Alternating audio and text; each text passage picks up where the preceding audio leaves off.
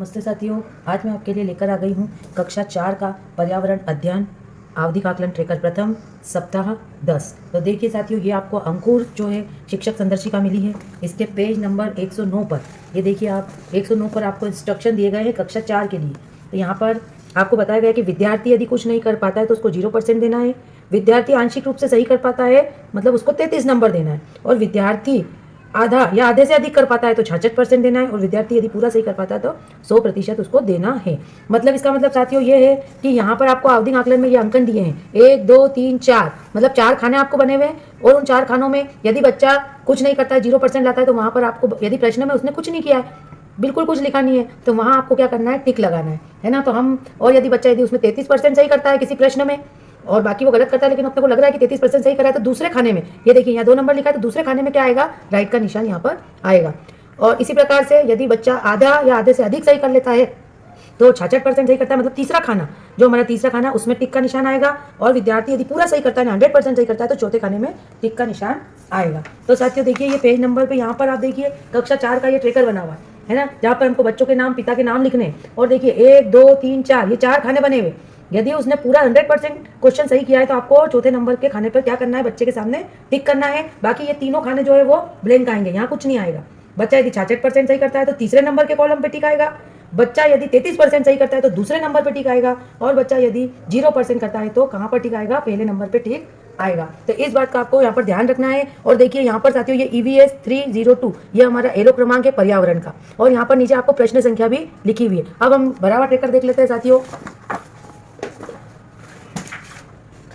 ये देखिए, अभी इस तरीके से ट्रेकर जो है हमको BRC से प्राप्त हुए हैं, जिसमें हम हमारे जिले का नाम, विद्यालय का नाम और ब्लॉक का नाम लिख लेंगे, डाइस कोड लिख लेंगे।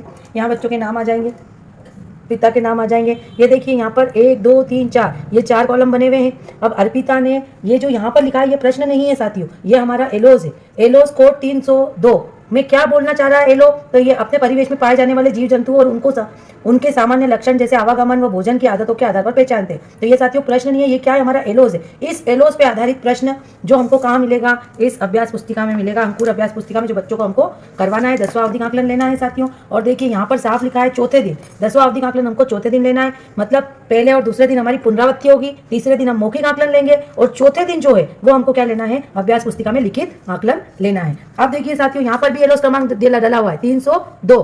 और यहाँ पर पहला प्रश्न है सही और गलत के निशान लगाइए। तो पहला प्रश्न क्या कह रहा है, भोजन हमेशा चबाकर खाना चाहिए, भोजन करने से पहले हाथ नहीं धोना चाहिए, जो मिठाई हमें पसंद हो वह जल्दी खा लेना चाहिए। तो देखिए बच्चे ने बिल्कुल सही उत्तर 100% सही उत्तर दिया, यानी पहला वाला राइट है और दूसरे दोनों नीचे के जो है वो गलत है। यदि बच्चा यहाँ पर क्या करता, ऊपर और नीचे का राइट कर देता और एक गलत करता, यानी कि यहाँ पर मैं उसको 66% देती। यदि बच्चा ये तीनों राइट रॉन्ग गलत कर देता तो मैं उसको 0% देती।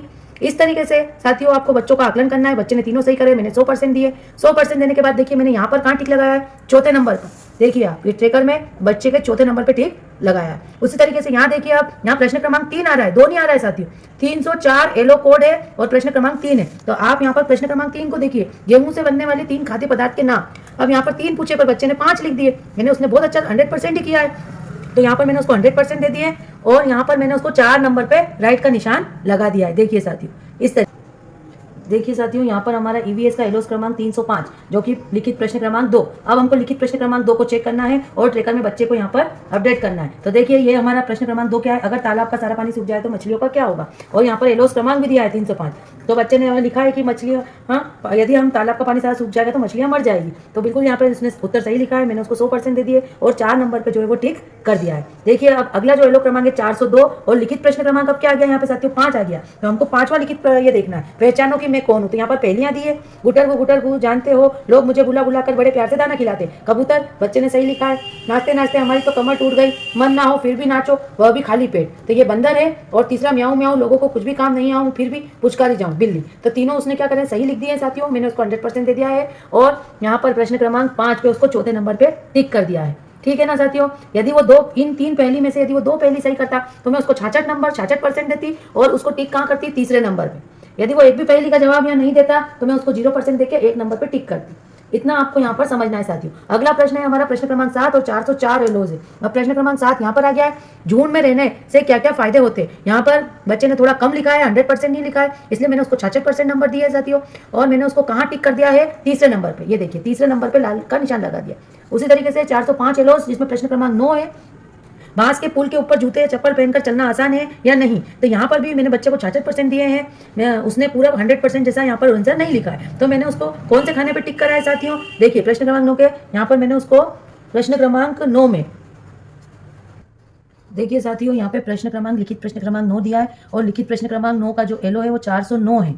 तो यहाँ पर थोड़ा सा ये मिसप्रिंट हुई है, 405 एलो नहीं है, 409 एलो है, क्योंकि अभ्यास पुस्तिका में देखिए एलो क्रमांक 409 और प्रश्न क्रमांक 9 डला हुआ है। तो आप इसको देख करके कॉपी चेक कीजिए। यहाँ पर बच्चे ने जो है 100% नहीं किया है, 66% ही किया है। तो मैंने उसको तीसरे नंबर पर टिक कर दिया। देखिए यहाँ पर ये तीसरे नंबर पर मैंने उसको टिक कर दिया। उसी प्रकार से प्रश्न क्रमांक 10 है जिसका एलो क्रमांक 405 है, लेकिन यहाँ 409 छप गया है। तो आप 405 नंबर का ये देखिए एलो क्रमांक यहाँ पर पुस्तक में आपको सही मिलेगा, 405 नंबर का एलो क्रमांक है और बच्चे ने यहाँ 100% सही किया है। तो मैंने उसको कितने नंबर पे, 4 नंबर पे टिक कर दिया है। ये देखिए साथियों। अब यहाँ पर आप देखिए एलो क्रमांक 412 और प्रश्न क्रमांक 4। तो आप यहाँ आ जाइए, रिजर्वेशन चार्ट से उसे क्या क्या पता चलता है। तो यहाँ पर प्रश्न क्रमांक 4 है और एलो क्रमांक 412 है। एलो क्रमांक भी मिलाइए और प्रश्न क्रमांक भी मिलाइए। बच्चे ने यहाँ पर सही किया है, रिजर्वेशन चार्ट से उसको क्या क्या पता चल रहा है। तो मैंने उसको यहाँ 100% दे दिया है और 4 नंबर पे टिक कर दिया है साथियों। ये देखिए अब यहाँ पर ये प्रश्न क्रमांक 8 और एलो क्रमांक 413। तो प्रश्न क्रमांक 8 हमारा ये है, उंगली और अंगूठे पर रंग और शाही लगाकर जीव जंतु की आकृति बनाइए। यहाँ बच्चे ने जो है वो जीव जंतु की आकृति बना दी है साथियों, 100% मैंने उसको दे दिया है। तो इस तरीके से ये उंगली रख के बनाई है और ये अंगूठे रख के बनाई है। तो यहाँ पर आप ऐसे बच्चे बना देते, आप उसको 100% देके चौथे नंबर पर देखिए यहाँ पर उसको टिक कर दीजिए। उसी प्रकार से प्रश्न क्रमांक 6 साथियों, प्रश्न क्रमांक 6 ये है और प्रश्न क्रमांक 6 में बच्चे ने यहाँ पर नारे लिखे हैं, उसने 2 नारे बिल्कुल सही लिखे हैं, उसकी थोड़ी सी मात्रा की गलती हुई है, लेकिन मैंने उसको यहाँ 100% दे दिया क्योंकि 80% से ऊपर उसने सही करा है। तो फिर यहाँ पर मैंने उसको 4 नंबर पर टिक कर दिया है साथियों। तो इस तरीके से आप बच्चे के अभ्यास पुस्तिका को चेक कर लीजिए और उसके परसेंट के हिसाब से आप यहाँ पर जो कॉलम दिए 1, 2, 3, 4 उस पर क्या कर लीजिए, टिक कर लीजिए। जैसे आराध्या है तो वहाँ यहाँ पर मैंने उसको 66% ही किया उसने, तो मैंने उसको तीसरे नंबर के कॉलम पे किया। लक्षिता को देखिए उसने क्या करा, 33% ही सही किया है, तो मैंने उसको दूसरे नंबर के कॉलम पे किया है। देखिए साथियों इस तरीके से आप जो है वो टिक कर लीजिए। अब यहाँ पर देखिए प्रश्न क्रमांक 7, यहाँ पर रुचि ने जो है 0% किया है, ये प्रश्न क्रमांक 7, तो मैंने उसको 0 पर टिक कर दिया है। आप इस तरीके से आपके बच्चों के अनुसार अभ्यास पुस्तिका चेक कर लीजिए और आप उनको भर लीजिए साथियों। वीडियो आपको यदि अच्छी लगी है तो चैनल को सब्सक्राइब कर लीजिए और कोई भी कमेंट्स हो, यदि आपको जो मैंने समझाया इसमें यदि कोई भी डाउट हो तो आप कमेंट्स बॉक्स में कमेंट्स जरूर करिए। वीडियो को लाइक एंड शेयर कीजिए। मिलते हैं नेक्स्ट वीडियो में, बाय बाय।